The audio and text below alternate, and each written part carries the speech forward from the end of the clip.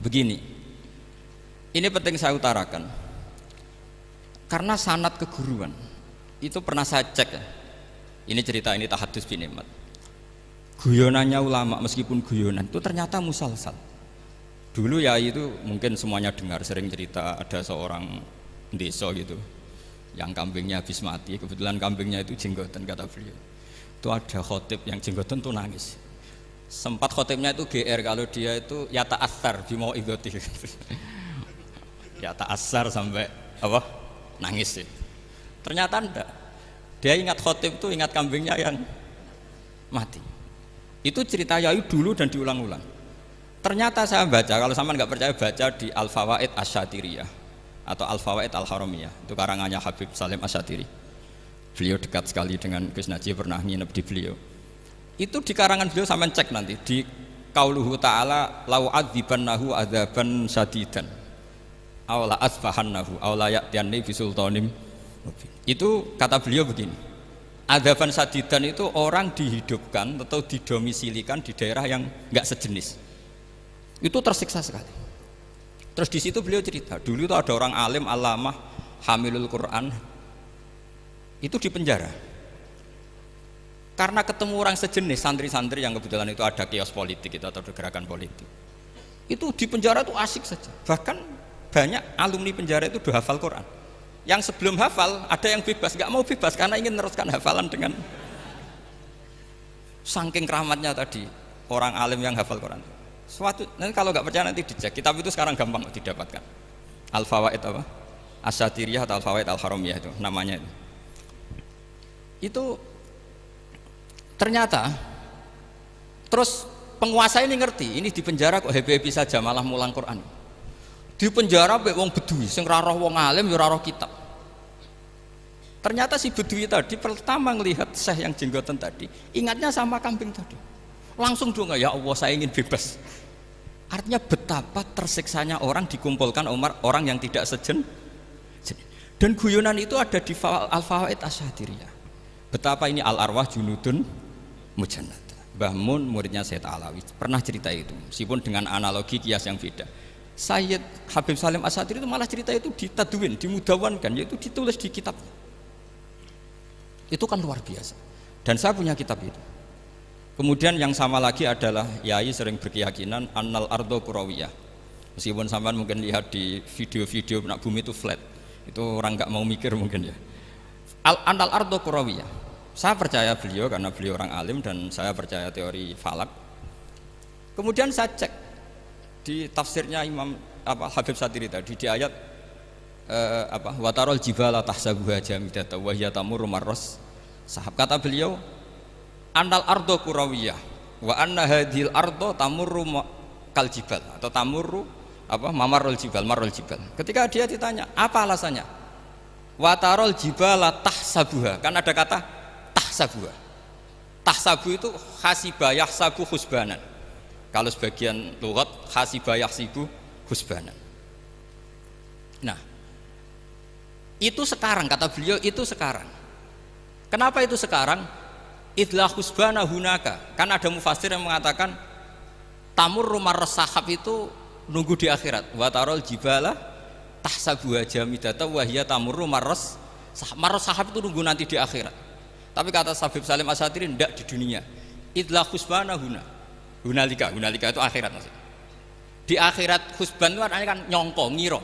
Di akhirat semuanya itu ilmul yakin, ainul yakin. Jadi kalau tahsabuha pasti di dunia karena adanya husban dugaan hanya ada di dunia. Lagi-lagi muwafaqah bainahu wa baina Habib Salim Asy-Syatiri. Dan di situ detail sekali. Cara beliau nulis tafsir, pengalaman ngaji sama Sayyid Alawi, tanggalnya. Begitu juga saya dulu ngaji sama Yai. Banyak sekali diantaranya yang saya syukur sekali yaitu tadi ulumul Quran. Dulu di MGS yang ngajar Faidul Khobir beliau sendiri dan kita syukur sekali. Jadi ini pengalaman-pengalaman kita sebagai murid, sebagai penerus. Terus ketiga begini, ciri khas samahah atau samahan.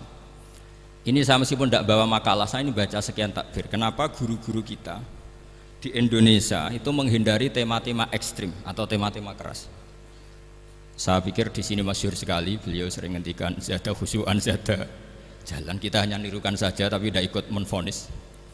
Karena kalau kita serius, terlalu serius ngendikan hukum-hukum yang serius, nanti kejadiannya begini. Ini saya baca takbir ini dari kitab Ibnul Qayyim di I'lamul Muwaqqi'in an Rabbil Alamin dan dari kitab Nasaihul Ibad.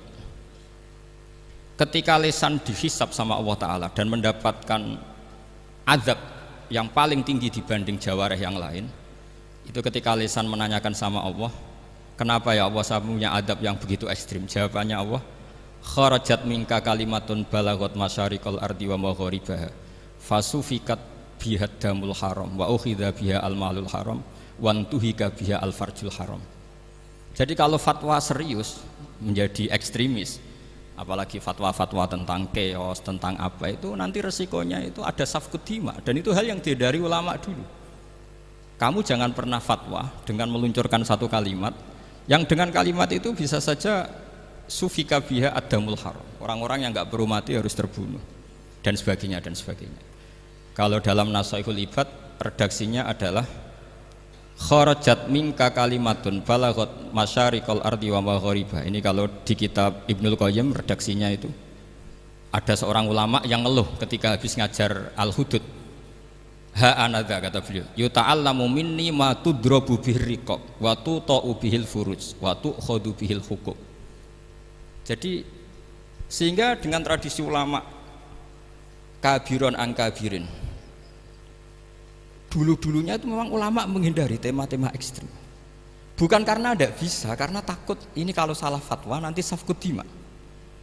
Dan itu yang dilakukan Said Hasan bin Ali ketika beliau konflik, ya dengan tanda kutip konflik dengan Muawiyah. Kata beliau, bisa saja ini hak rajulin, ya sudah tak kembalikan ke dia. Bisa saja hak saya tak kasihkan ke dia, haknan lidima'il muslimin. Tapi karena hukum itu adalah hukum yang sifatnya ijtihadiyah, beliau tetap menutup dengan makalah wa in adri la'allahu fitnatul lakum wa mata'un ilahin. Saya tidak tahu ini kayak apa, jangan-jangan ini hanya fitnah. Kenapa beliau tetap menutup hukum wa in adri dan kemudian ditiru terus oleh Imam Malik, setiap ditanya sering bilang la adri, sampai yang tanya pernah mangkel. Ini pernah dikutip Gus Najih dalam kitab At-Tajridul Mustafa, juga ada di Al-Manhalul Latif. Kenapa sa'alim engkau selalu jawab la adri? Kata Imam Malik, jawab, saya ini orang jauh, kalau sampean bilang la adri nanti gimana? Saya laporannya disuruh tanya. Kata Imam Malik, happy saja. Fa'abligh man wara'aka anni la adri. Enggak kamu tok yang harus tahu kamu saya la adri. Yo kandhani pisan umat temen aku yo la adri. Jadi ulama dulu saking khosnya sama Allah, khosyah, bilang enggak tahu itu enggak masalah. Karena begitulah sanad mereka dalam hal-hal yang ijtihadiyah, yang potensi safkut dima. Saya ulang lagi, yang potensi safkut dima itu milih aman bilang la adri. Sampean kalau nggak percaya dicek di Sahih Muslim atau di kitab-kitab hadis sahih yang lainnya.